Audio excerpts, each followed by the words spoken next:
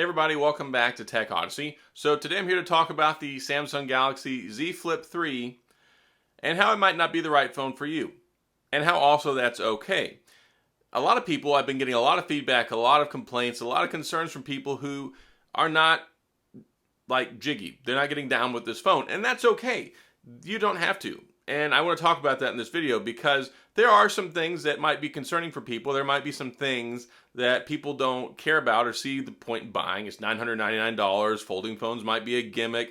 Whatever your concerns are, I want to talk about that in this video. But also, I want to talk to you and say that's perfectly all right because there are a lot of other phones and you don't have to buy this one. But we'll talk about it in this video. And before we get into that, I do want to say if this is your first time stopping by the channel, thank you for being here. If you enjoyed the video, please hit the like and the subscribe button and the little notification bell if you want updates when new videos come out. Now let's talk about the Z Flip 3.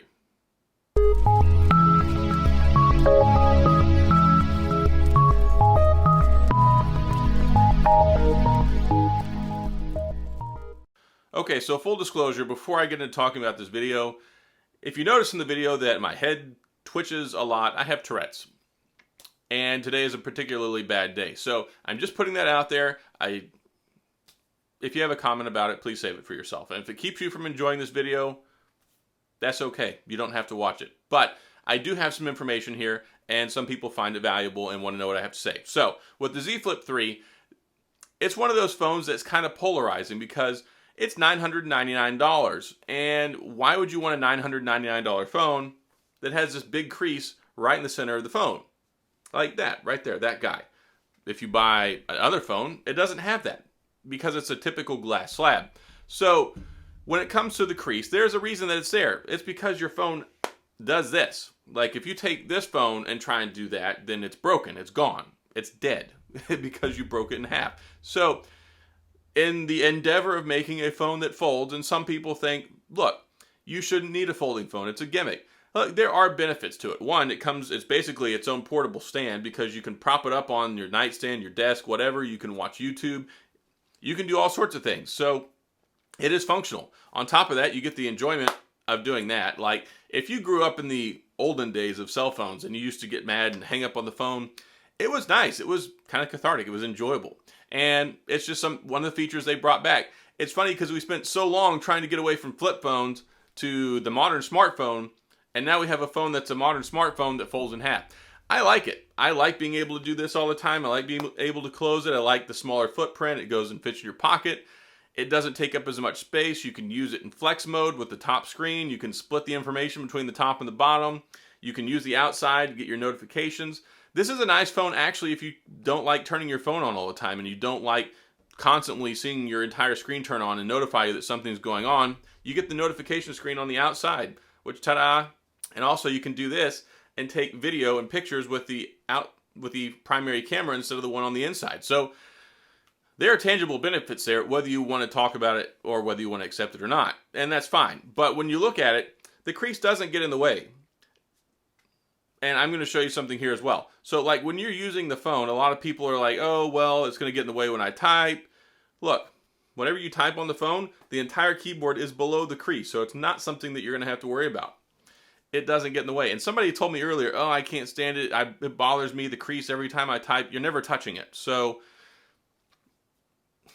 and when you're actually using the phone, you'll actually find that you use the middle of the screen a lot less than you think that you do.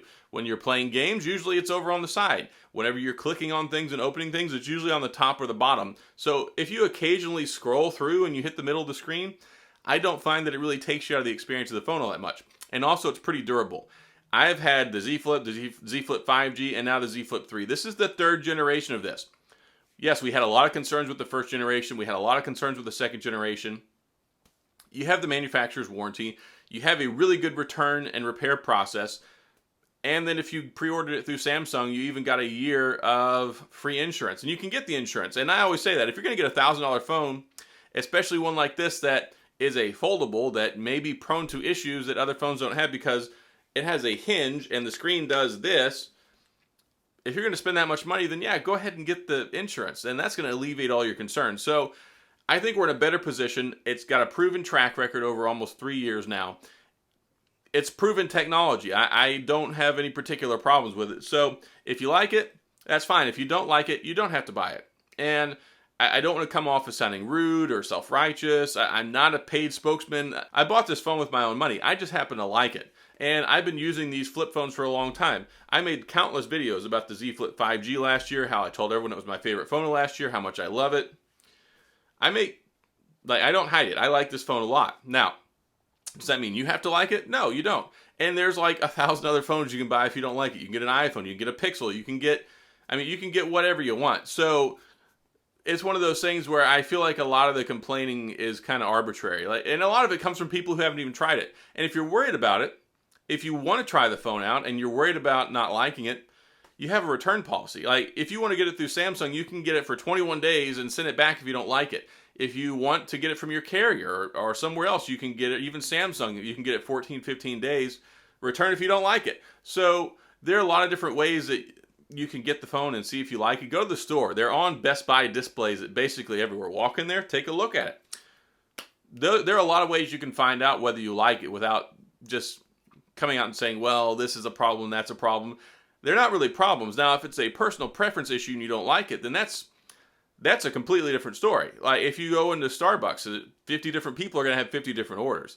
If you look and see what people carry around as phones, there's so many different phones that people carry around. That's why we have choice. And choice is one of the best things when it comes to personal products that we carry around, because there's so many that fit so many different lifestyles and so many different preferences. So I don't find that the crease in the middle is problematic. It's just a byproduct of the phone. That's what it does. So you can't really hate on it for that. It's just, if you don't like it, that's fine. Move on. If you're worried about the hinge, if you're worried about the mechanics. Also, this is the 3rd generation. The hinge holds up well. I didn't have any problems with it in my previous 2 phones. So I think that we're at a place right now where it's okay. Now, also, people are concerned about the battery life. It's not the greatest in the world. And this phone is not a phone. If you're a power user, this phone is not for you. And I've seen a lot of stuff from tech people saying, this is terrible, the battery life sucks. Look, you're not going to get more than, if you're a power user, you're not going to get more than probably 3 hours and 45 minutes of screen on time with all the features on this phone. It's just not going to happen. But then you also see people who are like, the phone lasts all day. For me, it's no problem. I don't see what you're talking about. Normal, everyday people, I'm not going to say like average consumer, because that person doesn't exist. Just any person walking off the street compared to a tech person or a power user is probably going to get all day battery out of this phone, and that's fine. It's a mainstream phone. This is not a tech enthusiast phone anymore. It was with Generation 1. It was with Generation 2. I don't really see it anymore. This is more affordable than ever. You can get all sorts of free trade-in deals with T-Mobile and AT&T. You can trade in through Samsung and get a ton of credit and get free credit to buy stuff. You can get it fairly inexpensive. If you're just wanting to spend $1,000 outright, yeah, that's a lot of money.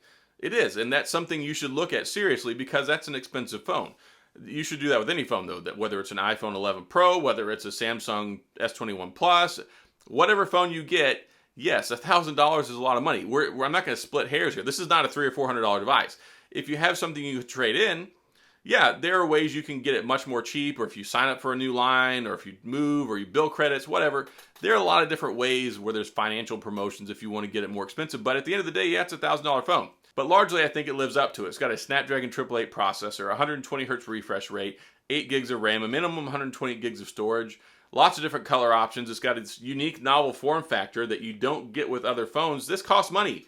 This bending, folding technology in the screen costs money. So I think it's actually a really good deal at $999. And when you look at last year and all the significant upgrades we got over the Z Flip 5G and the Z Flip 3, I think it's way worth it, because last year it was $1,449 and now it's $999. So $450 difference year over year.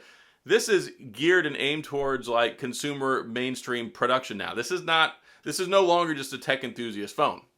Now, also it's fun. A lot of people really like it, and there are intangibles with this phone that some people won't appreciate, some people won't like, or they won't even get if they don't pick it up and try it out for a little while. And that's with any novel sort of technology. There's novel technology that's built all the time. Some people are like, why do you want wireless earbuds? The wired ones are better. Why do you want a tablet? Why do you want an iPad Pro when you can use a laptop? There are differing minds on a lot of different things, and where reasonable minds can differ, that's where it just comes down to hey, it's a personal preference thing. Some people like Tex-Mex, some people like regular Mexican food, some people like Chinese food. It's with anything in life. You're not going to make everybody happy. And if you're not happy with this device, if you have concerns about it, if you don't want to buy it, that's totally okay. Like I said, I don't work for Samsung. I don't get anything for this, so you're not going to hurt my feelings. I like the phone personally, so I tell people about it. I talk about the pros, I talk about the cons, I talk about the bad things. And that's part of what this video is about. The phone might not be for you, and that's totally okay. And I think I've talked about most things with it. People are concerned about the crease. You don't really notice it. It doesn't really get in the way. It's durable. The hinge, not a problem. It's even water resistant now, IPX8, so that's even better than ever. As far as long term, as far as the screen, I've used one for about 2 years now. I used it as a daily driver this last year. I did have some problems with mine where there was an issue where underneath the screen there was like this little popping noise after a while. After about 8 or 9 months of like full-time use, I sent it back. I did have some frustrations with the repair process because they told me there was nothing wrong with it twice and tried to send it back. I included like a written letter saying this is what's wrong with it. I included a link to my YouTube videos showing them what's wrong with it. And then within 24 hours of receiving it even the second time, they said, hey, there's nothing wrong, and tried to send it back. So yeah, I had some heartache with that. And ultimately they ended up refunding me and giving me a $1,299 check to reimburse me for the full MSRP of what it costs now. But I bought another one because I liked it. I liked the phone a lot. So I have confidence in the process. It's a good phone. It's a very good phone. The only problem that really I think most people have as far as day-to-day use is the battery life. And again, it's a 3,300 milliamp battery. I don't think that's a problem. That's just a reality. See, a problem for me is when something doesn't work the way it's intended to. But if you, like, let's say you've got a 5,000 milliamp battery in the S21 Ultra and you're getting 4.5 hours of screen on time, I think that's a problem because it should get much better than that. When you have a 3,300 milliamp battery, you're only going to get so much out of it. And then when you jam-pack features like a second screen on the outside, a Snapdragon 888 processor, 120 Hz refresh rate, which is hard on the battery, yeah, you're asking to not have good battery life. So even my buddy Mark's Tech thinks that a $1,000 phone should get more than 3 hours of screen on time. I largely agree. But unfortunately, that's just the reality of this tech. If you look at it, a normal phone, you can put a big battery in because the phone doesn't fold. This phone, it folds in half, so the 3,300 milliamp battery is split in half and connected. Half of it's up here, half of it's down here. So I wish it got better. I call this a sun up to sundown phone. For me, I'm getting at least about 10 hours of the phone actually being off the charger and about 3.5 hours of screen on time for actively using the screen. That gets me from 7, 8 o'clock in the morning till 5, 6 o'clock in the afternoon. Plug it in when you get home. There are ways you can get around it, but also I'm talking to people who it works for them all day and they're like, I don't know what people are talking about with these battery problems. That comes down to people's individual use. If you're a power user, this phone is probably not for you unless you're just willing to deal with that to have the phone. And I made a video about that on the Samsung Galaxy Z Flip 5G. I said this phone is not for power users. And yeah, I do complain about the battery because I would like for it to last longer, but there's only so much you can do with a 3,300 milliamp battery and a high performance phone. So looking at that, normal people are probably going to get all day battery out of it and are not going to have any complaints. Some people who use their phone and have their screen on a lot are going to realize that, yeah, you're not going to get the type of battery life you'd expect with a phone of this price and this caliber. That's because you have a much smaller battery. And I made a video yesterday telling everyone different things you can do to get better battery life. So there are things you can do. There are things you can do to mitigate the battery life on it to get better battery life. But at the end of the day, that's the harsh reality of this phone. It has a 3,300 milliamp battery. That's like having a Ferrari with like a 8-gallon gas tank. Sure, you can put it in eco mode and you're going to get better battery life, but you're not going to be, there are just ways to mitigate it. That's probably the best way that I can say that you can squeeze more battery life out of it. But that's all I've got in this video. If you don't like it, that's fine. You don't have to. Not everybody's going to like it. And that's with anything. So if you do like it, be very happy with it. You don't have to convince people to like it. You don't have to convince people why they should or shouldn't care for it. That's your own individual choice. Enjoy it. Be happy with it. If you don't think the phone's for you, then move on. It's not going to be for everybody. So that's all I've got in this video. If you have any questions or comments, please feel free to leave them down in the comment section. I'll get back with you. If you enjoyed the video, please hit the like and the subscribe button and the little notification bell if you want updates when new videos come out. And as always, thanks for being here. I appreciate you watching, and I'll see you guys next time.